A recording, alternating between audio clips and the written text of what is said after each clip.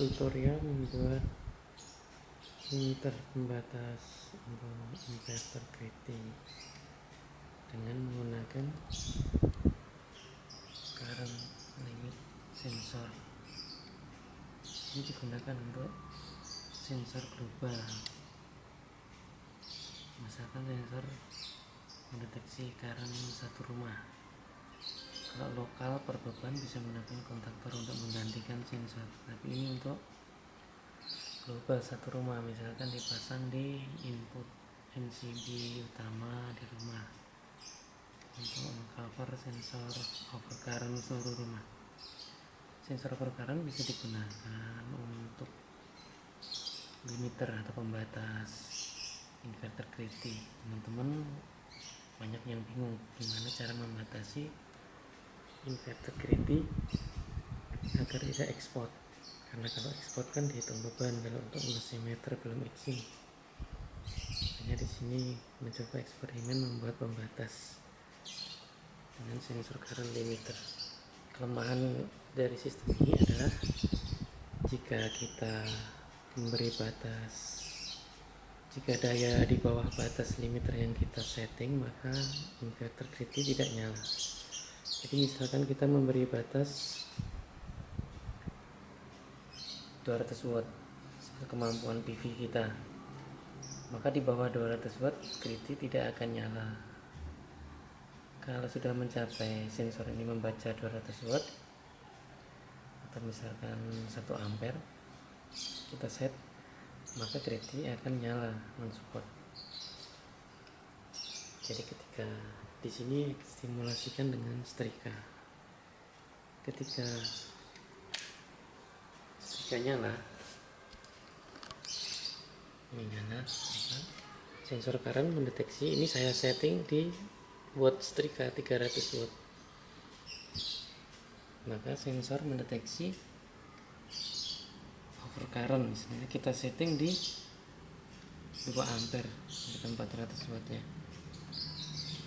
Nah, setelah setrika ditancap atau beban rumah ada mendekati yang kita setting, misalkan mendekati 300 watt, maka relay ini akan aktif. Nah, setelah setrika mati atau beban mati, maka sensor akan mendeteksi kalau current kembali ke normal, maka dia akan menyalakan lampu merah. Ini bisa kita ganti relay. Saat kita batasi di setting 300 watt misalnya, sebelum 300 watt kelemahannya kan inverter Greti, misalkan ini relay inverter Greti untuk menyalakan. Sebelum daya tersentuh 300 watt di rumah, maka Greti tidak nyala karena ini kita setting sensor ini di 300 watt. Maka relay ini, di relay NO dan NC di sini bisa kita manfaatkan. Selama inverter Greti tidak mensuplai ke PLN, belum menyentuh 300 watt, kita manfaatkan untuk ke MPPT charger baterai. Jadi ini diganti lampu ini ganti relay, ya output dari normal di open dari sini, dan ini output ini kita ganti relay untuk mencharger. Saat Greti tidak mensuplai ke jaringan PLN karena tidak ada beban di rumah, maka akan mencharger baterai. Maka saat nanti ada terdeteksi beban di menyentuh 300 watt, maka nanti sensor akan mendeteksi dan menyalakan Greti. Ini berguna untuk apa? Supaya di saat idle PLN kita dihitung dulu berapa. Di rumah saya misalkan idlenya 200 untuk kulkas. Jadi ketika kulkas mati di meter kWh akan cuman mendeteksi 5 watt, hanya karena tidak ada idle, tidak ada beban. Maka Greti akan off, tidak akan mengekspor ke PLN. Misalkan di rumah saya setting 200 watt. Ketika kulkas kembali nyala, dia akan menyentuh 200 watt, maka sensor mendeteksi, menyalakan Greti. Nyala lagi ini setrika, Greti nyala. Misalkan ini untuk Greti. Nanti setelah tidak deteksi beban, nanti maka Greti akan off dan ini off. Ya, pindah, dia akan mengecas baterai. Kita manfaatkan untuk mengecas baterai. Ketika Gretinya nggak dipakai, PV kita gunakan untuk mengecas baterai. Tinggal menyambungkan ini, ganti relay tinggal mengolahnya nanti dari PV kita kasih relay ke MPPT charger.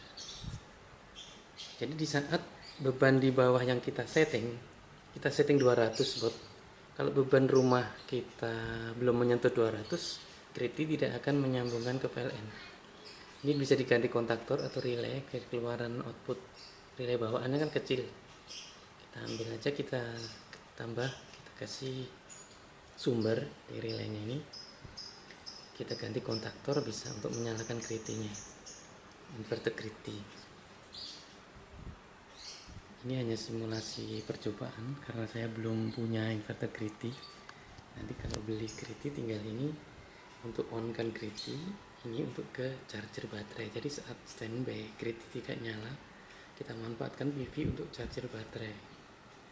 Di saat nanti ini setrika, misalkan beban yang kita setting di sini sudah menyentuh, maka Kriti nanti akan aktif. Nah, ini aktif nih, nyala nih, aktif. Jadi ketika tidak ada beban standby, tidak ada ekspor Kriti ke PLN, jadi ini mati, setrika berpindah. Nah, cukup sekian, semoga bermanfaat. Kita untuk beli current sensornya bisa googling, karena ini saya dapat cuma satu, mungkin di Tokopedia atau di Lazada atau di Bukalapak mungkin ada. Sekian, semoga bermanfaat.